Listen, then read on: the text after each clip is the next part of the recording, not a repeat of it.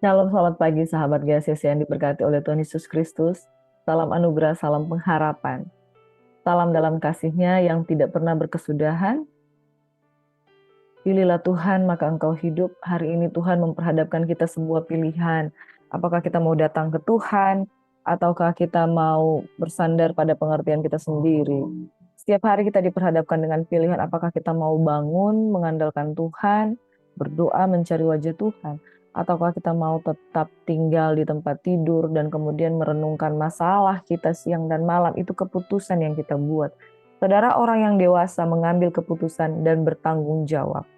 Orang muda dididik oleh orang yang lebih tua dan digiring kemana dia harus pergi. Tapi orang dewasa menentukan sikap. Kalau dia mau menuju ke jalan yang baik, dia akan menuju ke sana dan dia bertanggung jawab di sana. Kalau dia mau menuju ke jalan yang tidak baik, dia akan menuju pada kebinasaan, dan itu sebuah pilihan yang kita harus pertanggungjawabkan setiap hari. Segala jalan manusia adalah benar menurut pandangannya sendiri, tapi pada akhirnya Tuhan pula yang menguji hati kita. Pagi hari ini, mari kita buka hati kita untuk memilih apa yang benar, berkenan, dan yang sempurna di hadapan Tuhan. Pilihlah berkat, pilihlah Tuhan, maka engkau akan hidup.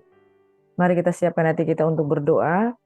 Firman Tuhan, ya dan amin, dan kami bersyukur kami mau tinggal di dalam hadirat-Mu, kekuatan-Mu selalu. Kami buka hati kami untuk memuji, menyembah Engkau. Di dalam nama Yesus kami berdoa dan mengucap syukur. Haleluya, amin. Mari Bapak Ibu, sahabat GCC yang diberkati oleh Tuhan Yesus Kristus, kita siapkan hati kita untuk memuji dan menyembah Tuhan. Thank you Lord.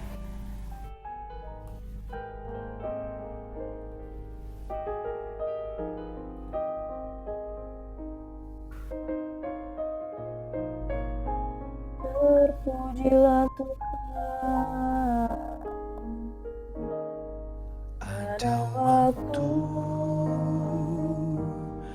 di hidupku, pencobaan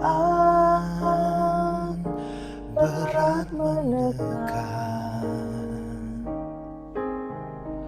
Aku berseru, mengapa ya Tuhan, nyatakan kehendak-Mu.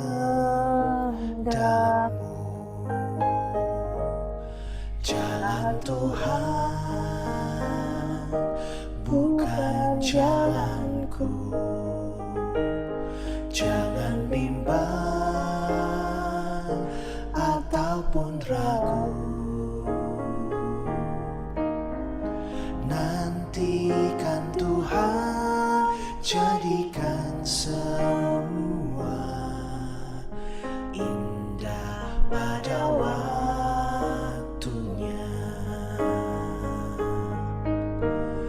Pada Tuhan masa depanku, pada Tuhan ku serahkan hidupku. Nantikan Tuhan berkarya, indah pada waktunya. Kami percaya Tuhan, waktu-Mu selalu yang terbaik bagi kami, selalu indah bagi kami. Hari esok tiada ku tahu, namun tetap langkahku maju. Kami percaya Tuhan, ku yakin Kau Tuhan, jadikan semua indah pada waktunya.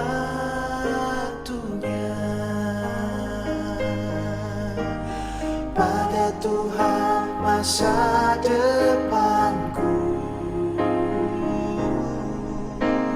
pada Tuhan ku serahkan hidupku. Nantikan Tuhan berkarya, indah pada waktunya. Tuhan, pada Tuhan masa depanku.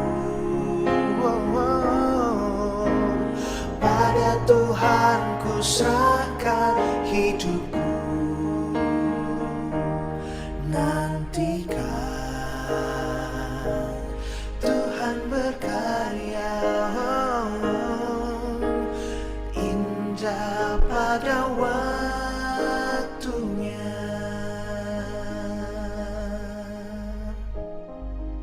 Lagu ini, saudara,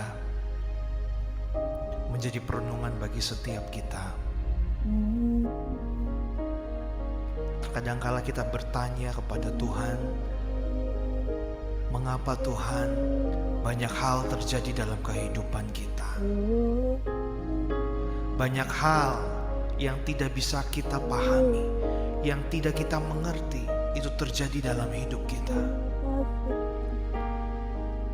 Tapi pujian ini menguatkan setiap kami, saudara, bahwa setiap kita harus percaya akan waktu Tuhan. Waktunya selalu yang terbaik bagi setiap kita. Ada waktunya kita harus mengalami kesedihan. Ada waktunya mungkin kita harus kehilangan seseorang. Namun ada waktunya juga kita merasakan kasih anugerah Tuhan. Ada waktunya kita juga bisa tersenyum karena kasih Tuhan, karena pertolongan Tuhan yang besar dalam hidup ini. Mari naikkan pujian dengan segenap hati. Katakan kepada Tuhan bahwa Tuhan, masa depan kami hanya ada di dalam tangan-Mu, Bapa. Pada Tuhan, pada Tuhan masa depanku.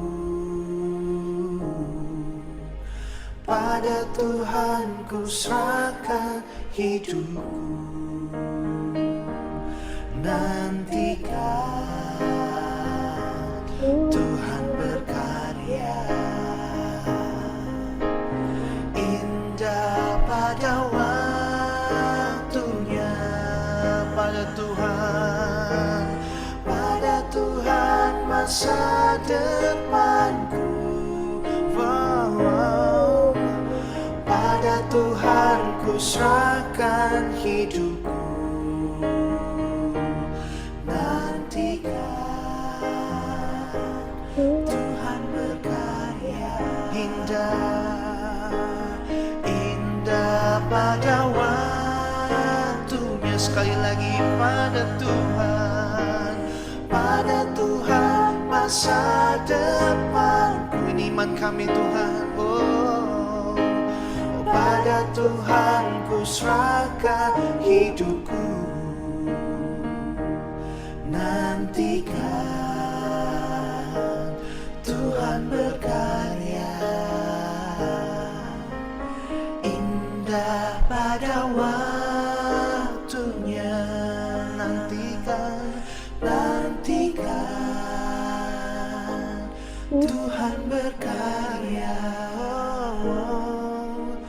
indah pada waktunya. Nantikan Tuhan berkarya, indah pada waktunya.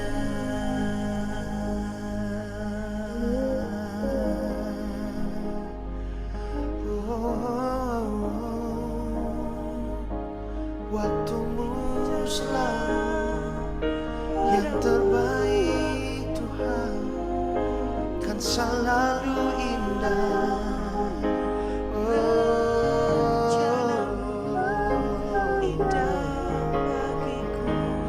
Kami menyerahkan masa depan kami, Tuhan, ke dalam tangan-Mu. Kami menyerahkan setiap rencana cita-cita kami, Tuhan, hanya pada kehendak-Mu, Bapa.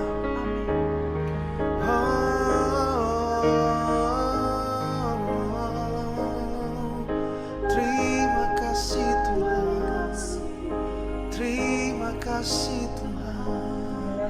Haleluya.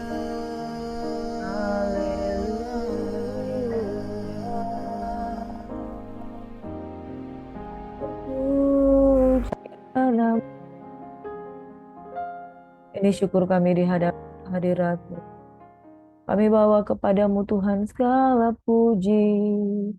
Kami bawa segala hormat. Dan inilah yang kami renungkan Tuhan. Segala kebaikan-Mu, mata kami tertuju padamu Yesus. Dan di dalam nama Yesus, nama-Mu adalah menara yang kuat, dan kesanalah orang berlari dan diselamatkan. Berbahagialah orang yang memilih apa yang baik, apa yang benar, apa yang berkenan bagi dirinya sendiri. Sebab Tuhan adalah pilihan terbaik kami. Di saat kami bimbang, di saat kami takut, di saat kami khawatir, Engkaulah pilihan terbaik dalam hidup kami Tuhan. Kami bersyukur pagi hari ini Engkau adalah pilihan kami untuk kami berlari, dan dalam nama Tuhan Yesus kami beroleh kekuatan dan diselamatkan. Terpuji nama Tuhan, haleluya. Haleluya Yahweh, terpujilah Engkau Tuhan. Dalam nama Yesus, pagi hari yang diberkati kami berdoa dan mengucap syukur.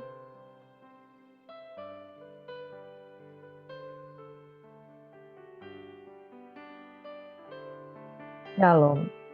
Selamat pagi. Mari kita tersenyum dengan kehidupan kita. Siap menjalani hari-hari kehidupan kita dengan pertolongan Tuhan. Pertolongan Tuhan sungguh ajaib. Pasti selalu ada jalan. Di saat ada jalan, pasti akan ada tuntunan saat kita tidak mengerti harus berjalan kemana. Saudara, di dalam setiap kita bangun di pagi hari selalu akan diperhadapkan sebuah pilihan.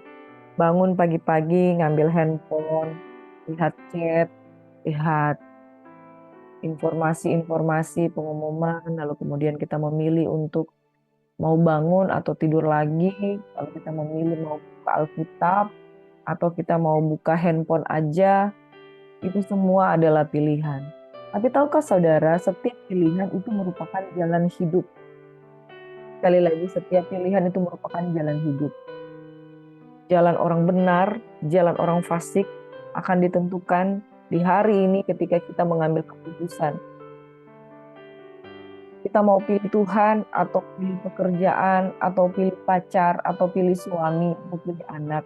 Mana yang lebih prioritas adalah tergantung dari apa yang kita cari pada waktu itu. Dan firman Tuhan katakan yang kemarin kita sudah belajar, ada jalan yang disangka orang lurus, tetapi ujungnya menuju maut. Setiap jalan pasti ada ujungnya. Setiap jalan pasti menuju pada sebuah tujuan. Pilihlah jalan yang benar, dan caranya untuk memilih jalan yang benar, ikuti jalan yang sudah lazim diketahui oleh orang. Jalan-jalan di seluruh kota pada umumnya ini sudah ada dimasuk Google Maps. Sudah ada yang pernah ke sana. Jadi saudara, kalau kita tersesat atau apa, kadang-kala kita perlu hanya dengan melihat Google Maps. Demikian pula kalau kita mau tidak salah jalan, kita perlu mengambil Alkitab. Kita lihat orang-orang yang sudah pernah mengambil keputusan, dia melangkah kemana, ujungnya menuju kemana. Kita tahu bahwa Raja Ahab ketika dia mengambil sebuah langkah, dia berujung pada kehidupannya dengan Isabel yang menuju pada kebinasaan. Tapi Raja Daud memilih jalan yang sulit, tetapi tetap mengandalkan Tuhan.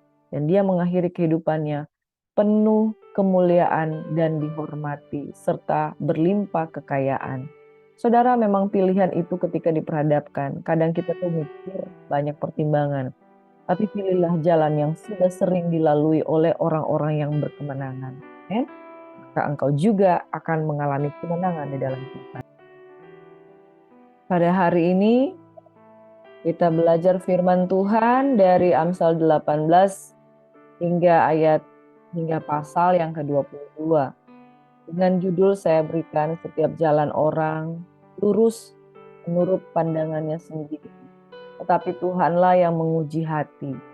Setiap manusia menganggap bahwa sudah ini jalan saya mengambil jalan ini udah yang terbaik nih, udah yang lurus nih, udah yang paling benar. Tapi Tuhan akan menguji apakah jalan yang kita pilih itu benar atau tidak. Sekali lagi, pilihlah jalan yang sudah pernah dipilih oleh orang dan kemudian sudah dipastikan dia berkemenangan. Ada satu jalan yang tidak mungkin tidak mengalami kemenangan, yaitu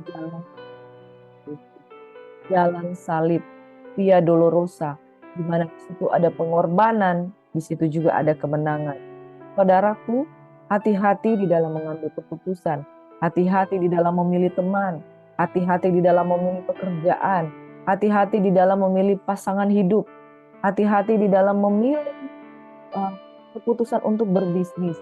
Segala sesuatu andalkan Tuhan sebelum kita mengambil keputusan. Setiap jalan orang lurus merasa diri dia paling benar, apalagi kita sudah jalani ini, ya kita pikir udah inilah yang terbaik, jatuh bangun inilah yang terbaik. Saudara, izinkan Tuhan meluruskan langkah kita. Itu sebabnya kita tetap teman. Di dalam kitab Amsal, kita diberikan nasihat. Secara umum saya memberi judul nasihat supaya menjaga hati dan menjaga lidah. Di dalam Amsal 18 ayat yang ke-10 ada sebuah kata-kata firman yang powerful. Nama Tuhan adalah menara yang kuat. Kesanalah orang benar berlari dan menjadi selamat. Ibarat kata ketika kita di dalam jalan yang kita tempuh tuh mau ke sana salah, ke sini salah, keputusannya itu salah, dan salah. Ada satu menara yang kuat dan di sana adalah Yesus Kristus. Ketika segala jalan itu rasanya tidak nampak ujungnya mau menuju kemana, mari yuk kita lari ke Tuhan. Karena dia tinggi, menjulang, nyata, dan dia penunjuk jalan, penunjuk arah. Dia adalah mercusuar di tengah-tengah lautan yang penuh dengan karang, yang membuat perahu kita terombang-ambing oleh karena menghantam karang di lautan. Saudara, ada satu menara yang tinggi, kuat, teguh, kokoh. Kalau kita lari ke sana, yang pertama kita dapat perlindungan. Kalau kita lari ke sana, yang di sana ada, kita dapat naik tinggi, menjulang nyata bersama dengan Tuhan, lalu kita bisa lihat jalan mana sih yang paling benar. Ini satu-satunya jalan supaya kita tidak salah di dalam mengambil langkah. Itu cari Tuhan. Pagi-pagi hari cari Tuhan. Pagi-pagi hari berdoa mencari wajah Tuhan. Selalu kalau kita berpegang kepada prinsip firman Tuhan, kita tidak akan digagalkan, saudara. Nama Tuhan adalah menara yang kuat. Kesanalah orang benar berlari dan kemudian menjadi selamat. Ada satu nasihat yang saya simpulkan di dalam Amsal 18. Di Amsal 18 ini banyak hal-hal yang menarik, tapi saya mau memfokuskan kita kepada hal-hal yang menggiring kita kepada satu tema. Itu kita harus menjaga hati, harus menjaga lidah. Dalam hidup ini kalau kita salah mengambil langkah, salah mengambil keputusan, kita akan buka celah. Dan celah yang besar itu iblis akan mengambil kesempatan. Iblis akan mengambil keuntungan di dalam kehidupan kita. Apa yang terjadi, saudara? Akhirnya kita merasakan bahwa hidup ini banyak kegagalan. Belajar dari firman Tuhan di ayat yang pertama berkata seperti ini. Orang yang menyendiri mencari keinginannya. Bahaya dari orang-orang introvert. Orang-orang introvert itu punya rasa aman, dia suka menyendiri. Orang-orang introvert itu mungkin ada orang introvert, dia pintar juga bergaul, pintar juga kesana kemari, punya banyak teman. Tetapi area yang membuat dia rasa aman itu dia sendiri. Dia sendiri. Hati-hati ketika dia sendiri, kita nggak cari Tuhan. Kita sendiri cari Tuhan itu luar biasa. Tapi kalau kita menyendiri, merenungi nasib, kemudian kita mulai mikir, kenapa hidupku begini? Kenapa dia begitu dengan saya? Kenapa tadi saya tidak seperti ini? Kenapa tadi saya tidak membuat ini kepada dia? Orang yang menyendiri introvert, kalau mencari Tuhan itu aman bos, aman saudaraku. Tapi kalau orang yang menyendiri lalu yang dicari keinginannya sendiri, Pikiran-pikirannya dia pikir dengan pikiran dan penjelasannya sendiri. Bukan mencari dan mencocokkan atau belajar dari firman, tapi dari apa yang dia nilai. Bahaya ketika kita menilai masalah dari paradigma kita sendiri. Yang ada adalah akhirnya tanpa sadar kita membuat pertimbangan-pertimbangan yang tidak adil tentang sebuah situasi, tentang sebuah keadaan. Misalnya seseorang ketika dia di tempat kerja, kelihatan dia supel, kelihatan dia baik. Tapi begitu dia menyendiri yang dipikirkan negatif. Orang ini kok begini-begini ya? Orang ini begini-begini. Tadi itu kalau saya begini-begini. Nanti ya, lalu kemudian membuat sebuah komitmen-komitmen baru yang menghasilkan amarah. Amarahnya meledak terhadap setiap perkembangan. Karena apa? Bahaya kalau apa yang kita pikir itu sudah merasa yang paling benar, saudara. Hati-hati juga ketika kita berdoa, kita tuh sebenarnya tidak bergaul dengan Tuhan. Tapi kita bergaul dengan pikiran kita sendiri. Yang ada adalah Tuhan tidak menetralisir kita karena kita nggak izinkan masuk pertimbangannya ini, yang kemudian amarahnya meledak terhadap setiap pertimbangan. Susah kalau memang orang itu pada dasarnya nggak cari Tuhan, tapi yang dia pegang itu adalah pikirannya sendiri. Orang yang menyendiri mencari keinginannya. Fokusnya adalah keputusan saya yang paling benar. Amarahnya meledak terhadap setiap pertimbangan. Nggak bisa dikasih saran, nggak bisa dikasih masukan. Akhirnya sama semua orang. Hubungan rusak. Ayat 10. Nama Tuhan adalah menara yang kuat. Sanalah orang benar berlari dan ia menjadi selamat. Ya kalau kita mencari Tuhan, pasti selamat saudara. Kalau kita mencari pertimbangan sendiri, kita pasti marah dengan banyak orang.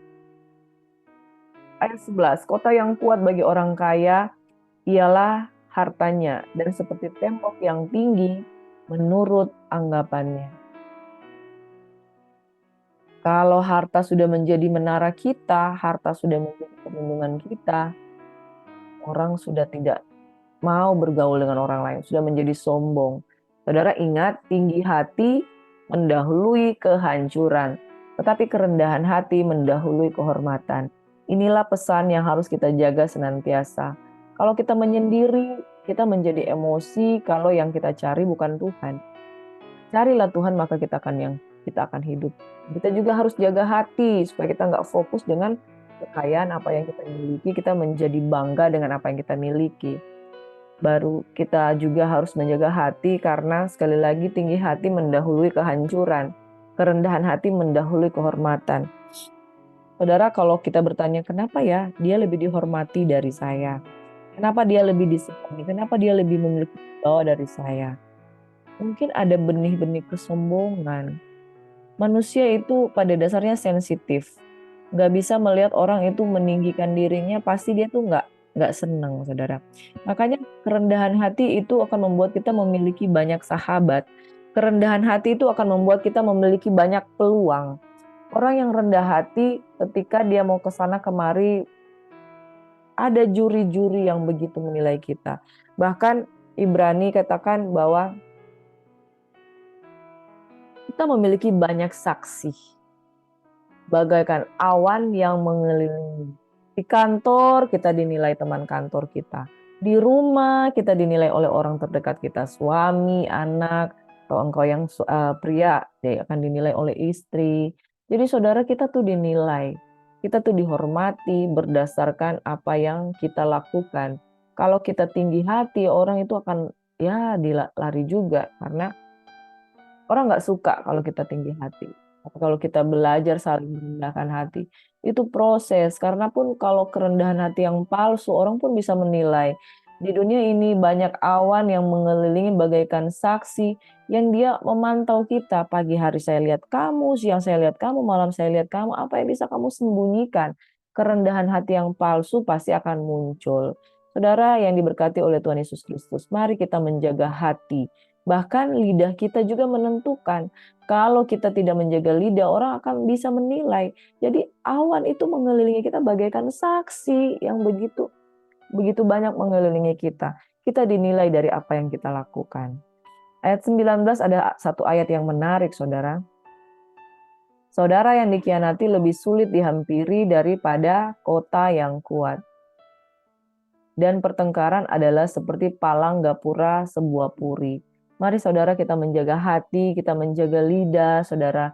Kalau kita sebagai pelaku atau korban yang mengkhianati atau yang dikhianati, sama-sama harus jaga itu hati, sama-sama harus jaga itu lidah.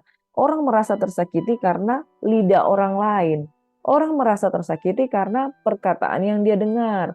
Kemudian dia merasa dikhianati. Saudara-saudara, ketika kita bersahabat satu dengan yang lain, ada seseorang sahabat yang seperti saudara. Tetapi ada yang bersahabat semakin dekat, justru semakin dekat semakin menerima pengkhianatan dari orang yang dia pikir dia percayai.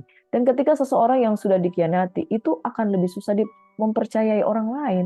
Sulit sekali seseorang yang sudah dikhianati akan bisa dihampiri. Dia bahkan lebih kokoh dari kota yang kuat. Dan ini di dalam berjemaat, saudaraku, seseorang yang sudah merasa dikhianati, seseorang yang sudah merasa disakiti, dia akan sangat keras, lebih daripada kota yang kuat.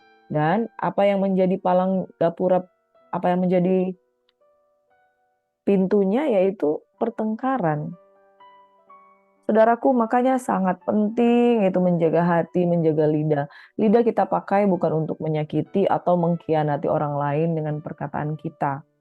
Hati ini kita harus jaga, jangan sampai kita tersakiti dan merasa dikhianati. Orang yang dikhianati itu susah sekali dihampiri, saudara. Saudara pernah enggak melayani seseorang yang seperti tembok yang berkubu? Ya, saya seringkali mengalami itu ketika melayani orang-orang yang sudah sangat tersakiti, orang yang sangat terkhianati. Nah, di sini kita harus meletakkan nama Tuhan sebagai menara yang kuat. Kalau saudara-saudara berfokus kepada orang-orang yang menyakiti, menyimpan perkataan orang lain di dalam hati, kemudian tidak bisa memaafkan, tidak bisa mengampuni, saudara, itu jauh lebih keras daripada kota yang kuat, tidak bisa ditembus. Bagaimana kita bisa katakan, Tuhan, mari masuk, masuk hatiku. Tuhan gak bisa masuk di sebuah kota yang sudah dipagari dengan pagar perlindungan kekecewaan. Tuhan gak bisa masuk di sebuah kota yang sudah dipagari dengan perasaan terkhianati, perasaan tersakiti. Itu sebabnya saudara jaga hatimu dengan segala kewaspadaan, karena dari situlah terpancar kehidupan. Saudara, maafkan, ampunilah orang yang bersalah kepada engkau. Jangan jadikan dirimu sebagai kota yang keras, kota yang berkubu, kota yang tidak mau menerima Tuhan, kota yang tidak mau menerima orang lain, saudara. Pertengkaran adalah seperti palang gapura sebuah puri. Jadi orang yang tersakiti senjatanya adalah peperangan, senjatanya adalah perdebatan, karena dia mau menjaga hatinya supaya tidak tersakiti. Bukan begitu cara menjaga hati, saudara. Cara menjaga hati itu adalah dengan mengizinkan Yesus jadi Tuhan dan Raja dalam kehidupan kita. Orang di dalam Tuhan menjaga hatinya adalah dengan cara mengampuni, mengasihi, menerima, dan memberikan pengampunan, saudara. Tidak menjaga hati dengan cara menutup diri. Kita tidak menjaga hati dengan cara membentengi diri. Oh, supaya saya tidak disakiti, supaya hati saya tidak hancur. No, saudara. Bahkan tingkat kasih yang tertinggi adalah hati yang hancur. Hati yang menerima apapun yang Tuhan izinkan terjadi. Saudara yang pernah merasa dikhianati, hari ini saya mau katakan, buka hatimu, izinkan Tuhan berbicara. Tuhan telah mengizinkan. Waktu dia disalib, lambungnya ditusuk dengan tumbak, dengan anggur asam, ya saudara. Sehingga dia merasakan kesakitan yang begitu dalam. Seseorang yang mengizinkan hatinya hancur remuk oleh karena salib, dialah orang yang berkemenangan. Menjaga hati bukan dengan cara membuat pagar perlindungan, tetapi menjaga hati dengan izinkan cara Tuhan bekerja, meremukkan hati kita. Permukaan itu terjadi lewat masalah. Permukaan terjadi itu dengan menerima keadaan. Permukaan itu terjadi dengan mengizinkan cara-cara salib Tuhan bekerja dalam hidup kita. Disitulah akan terjadi terobosan. Kau tidak lagi menjadikan pertengkaran sebagai palang gapura, tetapi engkau menjadikan hati yang hancur sebagai alat untuk engkau memberi lebih banyak lagi kepada sesama. Yang berikutnya yang terakhir di pasal 18, ayat 21 ini ayat yang sangat kuat, memberikan pengaruh bagi orang-orang benar. Hidup dan mati dikuasai lidah. Siapa suka menggemakannya akan memakan buahnya. Hidup dan mati dikuasai lidah. Apa yang engkau tabur dalam perkataan, engkau akan menuai. Siapa suka memperkatakannya dengan cara apa, buahnya nanti engkau akan tuai. Beberapa hari lalu saya menasihati adik rohani saya. Memang semua orang punya masa lalu ya. Semua orang punya masalah-masalah berat. Setiap orang punya kekecewaan. Setiap orang punya masa-masa di mana dia diperlakukan gak enak. Tapi tidak ada alasan untuk kita terus tinggal di sana dan menjadikan diri kita kalah. Kita harus percaya bahwa di dalam Tuhan kita ada kemenangan. Dan setiap saat adik saya rohani selalu merasa tidak mampu, tidak kuat, saya nggak bisa, saya nggak bisa, saya nggak bisa. Lalu saya katakan seperti ini, perkataan berkuasa. Jadilah seperti yang engkau katakan.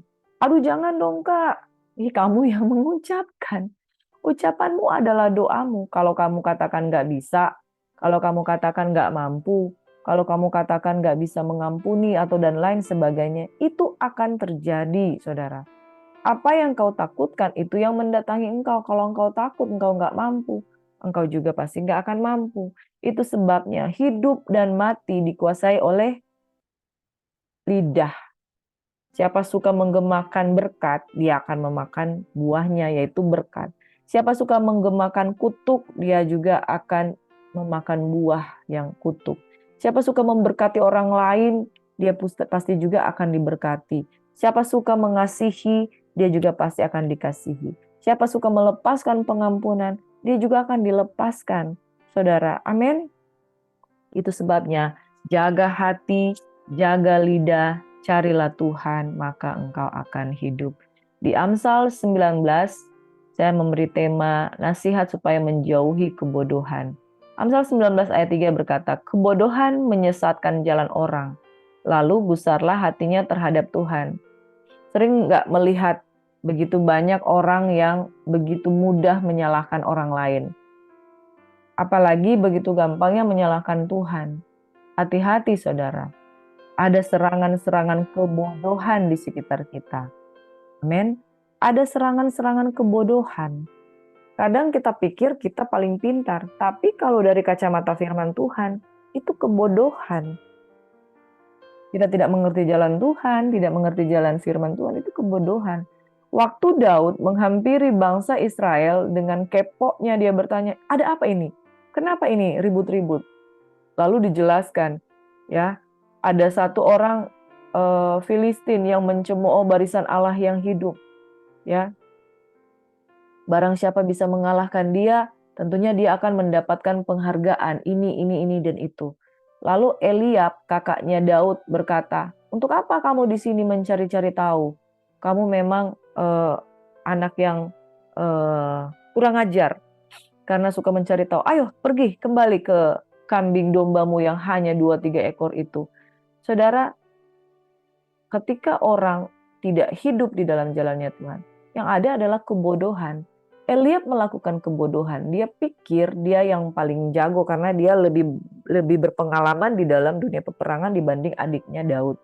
Kebodohan, ya, kebodohan menyesatkan jalan orang.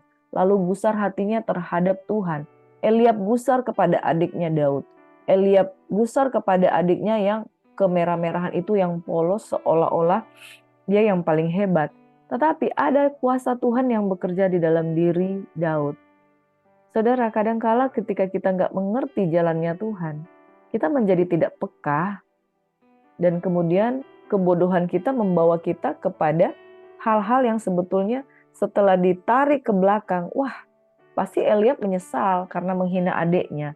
Adiknya ini ternyata ada di dalam jalannya Tuhan. Kita seringkali begitu, saudara. Merasa diri paling benar, tapi waktu jualah yang akan membuktikan bahwa apa yang kita lakukan ini kebenaran atau kebodohan. Makanya kalau kita tidak mengenal Tuhan, kita akan menghasilkan kebodohan-kebodohan dalam perilaku.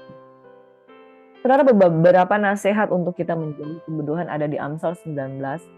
Tanpa pengetahuan, kerajinan pun tidak baik. Orang yang tergesa-gesa akan salah langkah. Ya, saudara, ibarat kata hantam kromo, buta-buta. Tanpa pengetahuan sudah bertindak. Tanpa pengenalan sudah bertindak. Akhirnya salah jalan. Kebodohan menyesatkan jalan orang. Akhirnya yang disalahkan Tuhan, yang disalahkan orang lain, yang disalahkan hamba Tuhan. Saudara, kalau saudara mengenal kehidupan berjemaat, ya, jemaat itu ketika dia tidak betul-betul menggali firman Tuhan, ketika dia dalam masalah, yang dia salahkan orang lain, yang disalahkan hamba Tuhan, yang dia salahkan Tuhan. Tapi saudara, kita mau menjadi jemaat-jemaat yang penuh hikmat. Amin. Sebab jemaat yang penuh hikmat itu mencari Tuhan, bukan mencari kesalahan. Kita semua bodoh di dalam pandangan kita sendiri, makanya kita perlu terus mencari jalan Tuhan. Kebodohan akan membuat kita cari-cari salah. Kesalahan si A, si B, si C, ternyata salahnya ada di kita. Gitu. Jadi jangan kita bodoh, tapi berhikmatlah. Akal budi membuat seseorang panjang sabar. Itu sebabnya pengetahuan itu penting. Karena pengetahuan itu akan memberikan kesabaran. Dan orang itu dipuji karena memaafkan pelanggaran. Hikmat dunia berkata, kalau seseorang berbuat kesalahan, engkau harus memberikan hukuman yang seberat-beratnya. Tapi hikmat dari Tuhan mengatakan, kalau kita mengampuni, kitalah orang yang berjiwa besar. Orang yang berakal budi, panjang sabar. Dan orang itu dipuji karena memaafkan pelanggaran. Ya, saudara, mari kita jangan melakukan kebodohan-kebodohan di dalam kehidupan kita sehari-hari. Amsal ini berbicara soal hikmat yang dapat kita praktekkan dalam kehidupan sehari-hari. Siapa berpegang pada perintah memelihara nyawanya, tetapi siapa menghina firman akan mati. Jangan menghina firman, saudara, tetapi mari kita berpegang pada perintah. Dengarkanlah nasihat dan terimalah didikan supaya engkau menjadi bijak di masa depan. Banyaklah rancangan di hati manusia, tetapi keputusan Tuhanlah yang terlaksana. Anak yang menganiaya ayahnya atau mengusir ibunya, memburukkan dan memalukan diri. Ya saudara, jangan kita menjadi orang-orang yang melakukan kebodohan. Tapi carilah Tuhan supaya kita dijauhkan dari kebodohan-kebodohan salah di dalam mengambil langkah. Salah berkata-kata, salah mengambil keputusan. Ibu-ibu kalau lagi kecewa itu pasti banyak merepet. Orang Medan bilang banyak merepet. Marah. Akhirnya kita jatuh di dalam keputusan-keputusan yang salah. Ayat yang 27 berkata begini, hai anakku, jangan lagi mendengarkan didikan kalau engkau menyimpang juga dari perkataan-perkataan yang memberi pengetahuan. Artinya begini saudara, kalau memang mau dididik, harus tekun mengikuti apa kata didikan, jangan menyimpang. Karena sama seperti tidak ada gunanya. Dengar didikan dan jaga juga menyimpang, karena dari perkataan itu memberikan kita pengetahuan. Jadi kalau sudah mendengar didikan, jangan menyimpang ke kanan dan kiri. Jauhi kebodohan. Dengan cara apa? Mari kita mau terus dan terus belajar. Amsal 20 ayat 27 berkata, roh manusia adalah pelita Tuhan yang menyelidiki seluruh lubuk hatinya. Kadangkala saudara, kita sudah melakukan kesalahan yang sangat kecil, tetapi karena kita memiliki roh Kristus, roh kudus, roh Tuhan di dalam roh kecil kita, segala sesuatu yang salah, Tuhan pasti akan menerangi. Amin. Roh manusia adalah pelita Tuhan. Pelita itu adalah sebuah lampu zaman dulu, itu adalah wadah. Roh huruf kecil, roh manusia adalah roh huruf kecil. Pelitanya Tuhan. Dan nyala api itu di dalamnya itu adalah Roh Kudus. ya, Roh Kudus yang memberikan nyala dalam kehidupan kita. Ketika roh manusia, kita sebagai wadah diberikan roh Tuhan itu akan menerangi di tempat yang paling kecil, paling gelap sekalipun. Jadi kalau kita bergaul intim dengan roh Tuhan, ada banyak jalan yang orang lain nggak bisa lihat, tapi kita bisa melihat. Dan satu hal saudara, kita nggak pernah bisa menyembunyikan perbuatan kita. Roh Tuhan akan menerangi kita. Nah, kalau roh Tuhan menerangi kita, ini saatnya kita bereskan, kita bersihkan, mana yang kotor, kita singkirkan. Ibu-ibu jangan suka simpan itu kepahitan. Ketahuan di hadapan roh Tuhan. Tapi bukan cuma berhenti sampai di situ. Kita harus bereskan semua, apapun hal-hal yang kita simpan dalam hati kita. Manusia tidak dapat menyembunyikan perbuatan. Ayat 3 berkata seperti ini, terhormatlah seseorang jika ia menjauhi perbantahan. Tetapi setiap orang bodoh membiarkan amarahnya meledak. Kalau kita dipenuhi roh Tuhan, saudara, mari kita mulai singkirkan kebodohan-kebodohan di dalam hati kita. Singkirkan, bersihkan, minta Roh Kudus bersihkan. Ya, ibu-ibu yang suka menyimpan, bersihkan, supaya kita tidak ada lagi syak dengan orang lain. Rancangan dalam hati manusia itu seperti air yang dalam, tetapi orang yang pandai tahu menimbanya. Banyak orang menyebut dirinya, oh saya baik hati, saya setia, saya mampu, saya hebat. Tapi orang yang setia, siapakah menemukannya? Orang baik banyak, tapi orang-orang yang betul bertahan itu siapakah menemukannya? Sangat sedih saudara, di dalam pelayanan saya jadi heran, kok begitu gampangnya orang itu. Saya mundur dari pelayanan, saya udah gak sanggup, saya gak mau lagi. Kesetiaan itu memang satu kualitas yang dicari oleh Tuhan. Makanya kenapa Daud sangat berkenan, karena Daud setia di dalam masa kesulitan, kesesakan. Dia mengikuti Tuhan dari dia masih anak muda yang masih di padang gurun, saudara. Tapi kesetiaannya sampai dia mengakhiri masa jabatannya sebagai raja, saudara. Banyak orang baik, banyak orang hebat, banyak orang punya karunia Roh Kudus, di dalam pelayanan punya karunia Roh Kudus. Tapi ketika melayani dalam 1-2 masa kena pukulan persoalan, udah nggak mampu lagi. Saudara, kesetiaan itu kualitas. Orang yang mampu bertahan di tengah-tengah masalah, ketika dia masalah berat, dia tetap bertahan, memperbaiki diri iya, memperbaiki orang lain iya, juga memperbaiki jalan-jalan yang dia sudah lalui, ya. Orang yang setia itu diproses untuk menjadi lebih baik. Itu makanya Tuhan mencari orang yang berkualitas dan setia. Orang benar yang bersih kelakuannya, berbahagialah keturunannya. Raja yang bersemayam di atas kursi pengadilan dapat mengetahui segala yang jahat dengan matanya. Siapakah dapat berkata, aku telah membersihkan hatiku, aku tahir pada dosa. 2 macam batu timbangan, 2 macam takaran, kedua-duanya adalah kekejian bagi Tuhan. Anak-anak pun sudah dikenal daripada perbuatannya. Apakah bersih dan jujur kelakuannya. Jadi saudara, nggak ada satupun yang bisa kita tutupi. Anak-anak itu dari didik, mari kita didik dengan benar, supaya dia keluar dari kebodohan-kebodohan, mulai memiliki integritas. Karena anak-anak itu sudah bisa dikenal dari perbuatannya. Bapak ibunya sudah bisa menilai, aduh anak ini saya akan jadi apa nanti ketika dia besar. Makanya didikan itu penting, dan dia belajar untuk jujur, tidak menyembunyikan perbuatannya. Ketika orang jujur, tidak menyembunyikan perbuatannya, maka dia akan mulai melakukan hal-hal yang benar. Roh manusia adalah pelita Tuhan yang menyelidiki seluruh lubuk hatinya. Bersyukur sekali saudara, kalau kita hari ini masih punya Roh Kudus, karena dengan Roh Kudus itu yang mengingatkan kita, makanya kita akan terhindar dari hal-hal yang kita sembunyikan, untuk kita dikikis, dibersihkan, untuk menjadi lebih baik. Amin.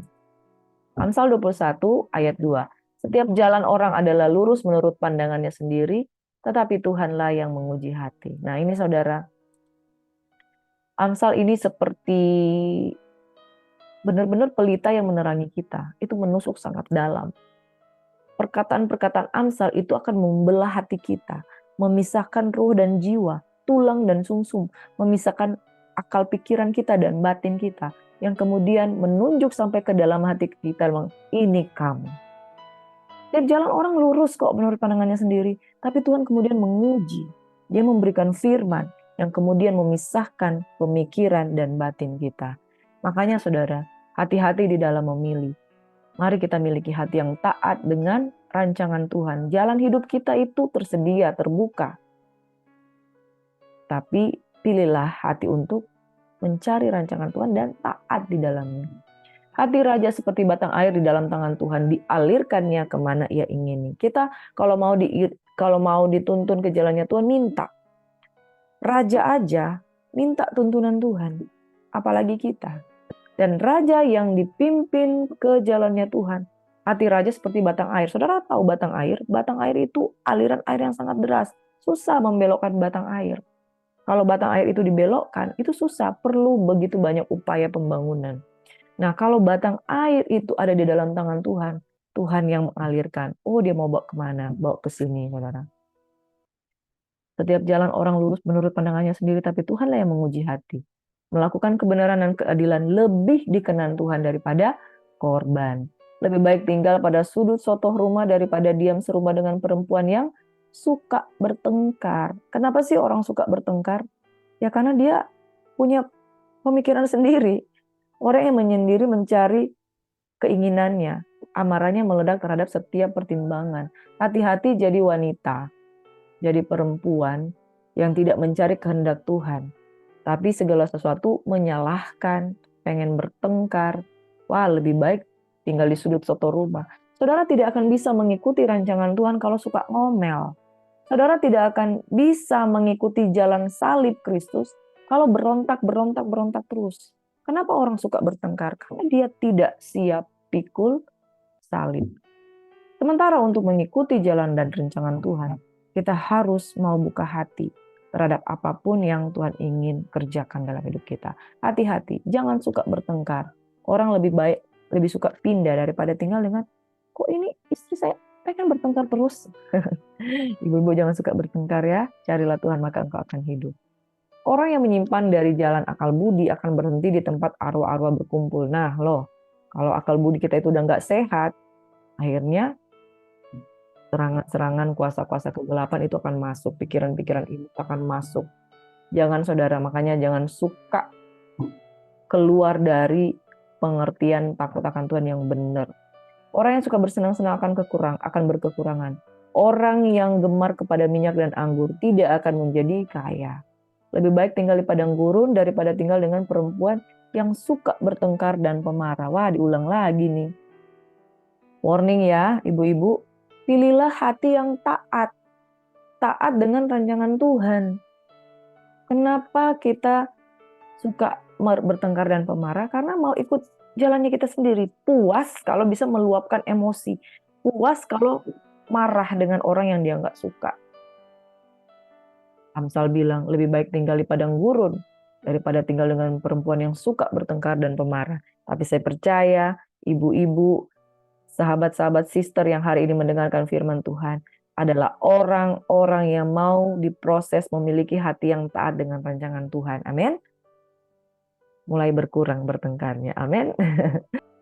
Amsal yang ke-22 ayat 15. Kebodohan melekat pada hati orang muda, tetapi tongkat didikan akan mengusir itu daripadanya. Sebagai orang muda, kalau kita memiliki kerendahan hati, yuk kita mau yuk dididik ya. Karena dengan cara dididik, kita akan keluar dari segala kebodohan. Amsal 22, nasihat untuk membuat pilihan hidup yang benar. Nama baik lebih berharga daripada kekayaan besar, dikasihi orang lebih baik daripada perak dan emas. Pilihlah nama baik daripada kekayaan. Amin. Ada hal yang tidak bisa dibeli dengan uang, yaitu nama baik. Sekalipun kita punya uang, tapi kalau nama baik kita sudah dicemarkan, saudara akan merasa kehilangan segalanya. Jadi hidup itu ada pilihan.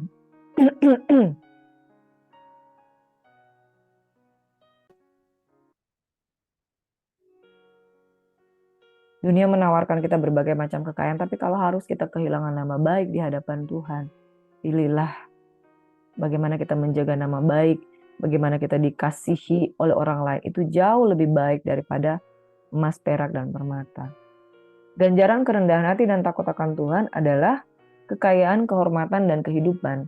Pilihlah kerendahan hati.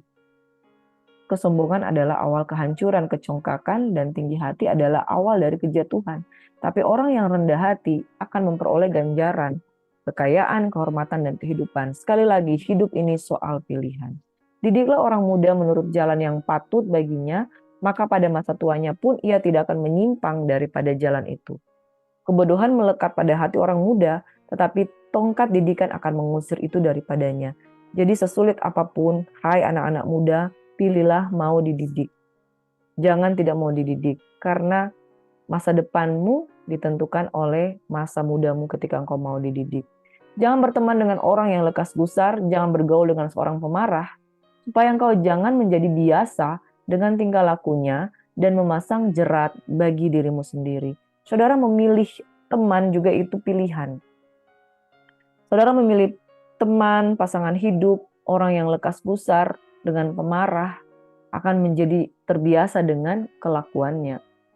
Yang terakhir, jangan engkau termasuk orang yang membuat persetujuan dan yang menjadi penanggung hutang. Ini benar sekali, saudara. Saya pernah terjebak di dalamnya menjadi penanggung hutang dari sesama.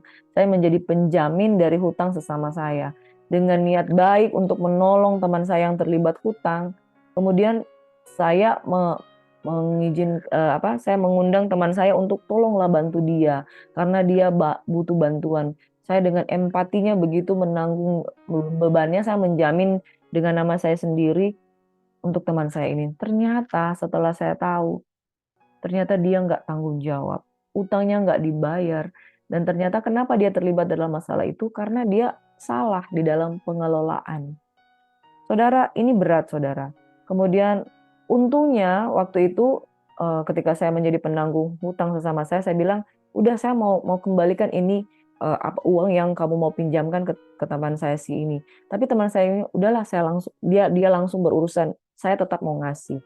Jadi akhirnya mereka berdua yang berurusan. Dan benar saudara, ternyata dia nggak kembalikan itu hutangnya. Jadi saudara jangan mengambil keputusan untuk membuat persetujuan dan menjadi penanggung hutang. Karena begini, ada waktunya kita menolong orang lain. Tapi ada waktunya kita harus ajari dia untuk bertanggung jawab dengan semua karakter, kelakuan, konsekuensi dari apa yang dia lakukan. Ini didikan, saudara. Saudara boleh menolong orang lain, tapi jangan menjadi penanggung hutang dari sesamamu yang akan berakibat bahwa engkau tidak mendidik orang lain. Ini penting, saudara. Banyak hal di dalam hidup ini ketika kita mau masuk campur dengan urusan orang lain, yang ada engkau bukannya membuat orang itu pulih, engkau mengizinkan dia itu tetap tinggal di dalam keadaannya yang salah. Jangan mau menjadi orang yang membuat persetujuan dan menjadi penanggung hutang. Tapi biarlah setiap orang berproses. Ya, setiap orang harus mandiri berproses dengan dirinya sendiri untuk keluar dari bagaimana cara hidupnya yang tidak benar. Kalau dia belajar dari cara hidupnya yang tidak benar, dia akan berkemenangan. Ada banyak hamba Tuhan juga yang bukan memberikan kail, tapi memberikan ikan. Harusnya kita berikan kail, kita berikan umpan, agar jemaat itu bisa melatih dirinya untuk kemudian belajar mengalami kemenangan. Kalau kita kasih ikan terus, kita tidak mendidik, saudara. Amin. Saudara yang diberkati, hati-hati. Banyak pilihan-pilihan yang bisa memperhadapkan kita dengan sebuah kesalahan. Makanya Amsal ini penting sekali untuk kita pelajari. Masa depan kita ditentukan oleh keputusan dan pilihan yang kita ambil dari ini. Itu sebabnya hati-hati di dalam melangkah. Pilihlah Tuhan, pilihlah kebenaran, maka engkau akan hidup. Hari ini kita belajar bahwa setiap saat kita diperhadapkan dengan sebuah pilihan. I call heaven and earth to witness against you today that I have set before you life and death, the blessing and the curse, therefore choose life, that you may live, you and your descendants, to love the Lord your God, to obey his voice, and to cling to him, for he is your life, and the length of your days. Aku memanggil langit dan bumi menjadi saksi terhadap kamu pada hari ini, kepadamu kuperhadapkan kehidupan dan kematian, berkat dan kutuk.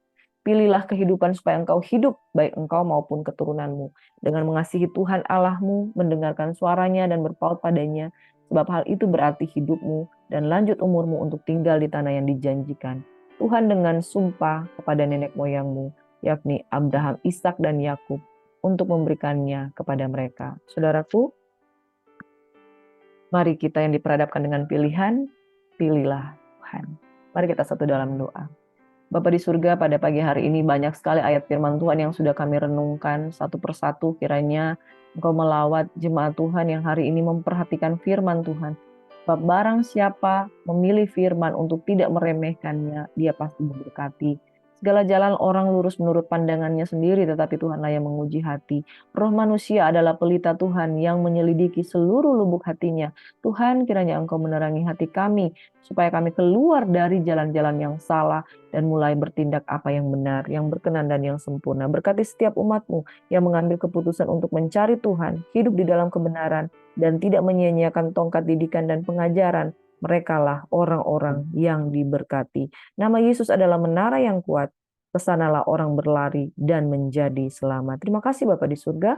Hari ini kami memilih Engkau. Hari ini kami memilih firman Tuhan. Hari ini kami memilih dibersihkan dari kebodohan. Hari ini kami memilih untuk dididik dan diajar.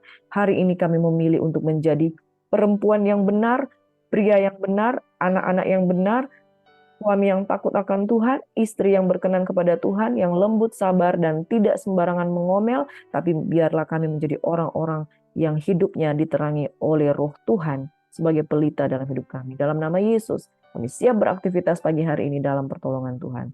Haleluya. Amin. Selamat beraktivitas, saudaraku. Hari ini engkaulah orang yang diberkati. Kami juga mau mengajak Bapak Ibu Saudara yang merasa terberkati dengan channel ini, please subscribe. Saat Anda subscribe atau menekan tanda lonceng, saudara akan mendapatkan notifikasi sehingga saudara tidak akan ketinggalan tayangan-tayangan video dari Gracia Hope Compassion Channel. Terima kasih saudaraku, Tuhan Yesus memberkati. Selamat beraktivitas. God bless you.